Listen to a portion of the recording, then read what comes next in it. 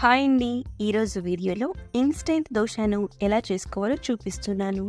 Instant dosa అంటే గుర్తుకు వచ్చేది పెరుగు ఇంకా ఈనో పౌడర్. కానీ నేను చెప్పే విధంగా చేస్తే ఇందులో పెరుగు కానీ ఈనో పౌడర్ కానీ ఎలాంటి బియ్యం పప్పులు పులియబెట్టే అవసరం లేకుండా చాలా సింపుల్గా ఈజీగా సింపుల్ ఇంగ్రీడియంట్స్తో అప్పటికప్పుడు 10 నిమిషాల్లోనే క్రిస్పీ దోశలు వేసుకోవచ్చు. టేస్ట్ కూడా చాలా చాలా బాగుంటాయండి. అలాగే ముఖ్యంగా ఈ ఇన్స్టెంట్ దోశ కోసం నాన్ స్టిక్ ప్యాన్ కూడా అవసరం లేదు. ఇంట్లో ఉండే ఐరన్ ప్యాన్ మీదని ఈ దోశలు చక్కగా వేసుకోవచ్చు. సో ఇంకా లేట్ చేయకుండా సింపుల్గా క్రిస్పీగా టేస్టీగా ఉండే దోశలు ఎలా వేయాలో ఇప్పుడు చూద్దాం. ముందుగా ఒక గిన్నె తీసుకుని అందులో 2 కప్పుల గోధుమ పిండి తీసుకోవాలి. అలాగే అందులోనే 1/2 కప్పు ఉప్మాకు వాడే గోధుమ రవ్వ కూడా తీసుకోండి. ఇంకా 4 టేబుల్ స్పూన్ల వరకు బియ్యం పిండిని, రుచికి సరిపడా ఉప్పు, 1/2 స్పూను వంట సోడా వేసి పిండినంతా ఒకసారి బాగా మిక్స్ చేసుకోవాలి. తర్వాత 2 నుంచి 2.5 గ్లాసుల వరకు నీళ్లు పోస్తూ పిండిని దోశ పిండి కన్సిస్టెన్సీలోకి వచ్చే విధంగా కలుపుకోవాలి. ఈ విధంగా పిండి గట్టిగా కాకుండా మరీ జారుగా కాకుండా కరెక్ట్ కన్సిస్టెన్సీలోకి వచ్చేలా అవసరమైనన్ని నీళ్లు పోస్తూ ఉండలు లేకుండా కలుపుకోవాలి.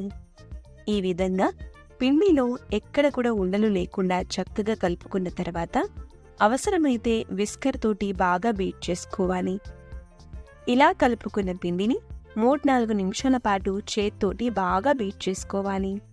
ఇలా చేయడం వల్ల పిండిలో ఎయిర్ గ్యాప్స్ వచ్చి మనం దోశ వేసినప్పుడు అవి చక్కగా హోల్స్ వస్తూ చాలా పర్ఫెక్ట్గా దోశలు వస్తాయండి. ఇప్పుడు ఇలా కలుపుకున్న పిండిని 5 నిమిషాల పాటు పక్కన పెట్టేసుకోవాలి.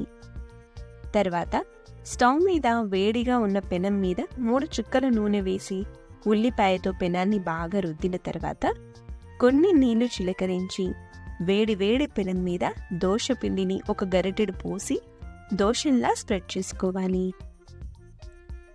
తర్వాత దోశ అంతా కూడా 1 లేదా 2 స్పూన్ల వరకు నూనె పోసి మీడియం మంట మీద దోశ ఎర్రగా కాలేంత వరకు కాల్చుకోవాలి.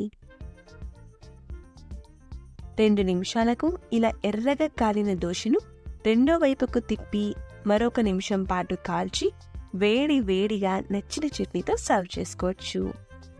లేదా మసాలా దోశలాగా మధ్యలో ఆలూ మసాలాని ఉంచి ఈ విధంగా ఫోల్డ్ చేసి సర్వ్ చేస్తే చాలా చాలా టేస్టీగా ఉండే ఇన్స్టెంట్ క్రిస్పీ దోశ రెడీ. మొదటిసారి చేసినా కూడా చాలా పర్ఫెక్ట్గా వస్తాయండి.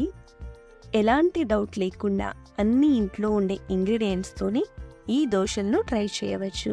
మొదటిసారి చేసినా కూడా చాలా పర్ఫెక్ట్గా వచ్చేస్తాయి. ఈ దోశ కోసం నాన్ స్టిక్ ప్యాన్ కూడా అవసరం లేదు. చూసారు కదా, సింపుల్ ఇంగ్రీడియంట్స్తో కమ్మని కరకరలాడే దోశను ఇంకా మీరు కూడా ట్రై చేయండి.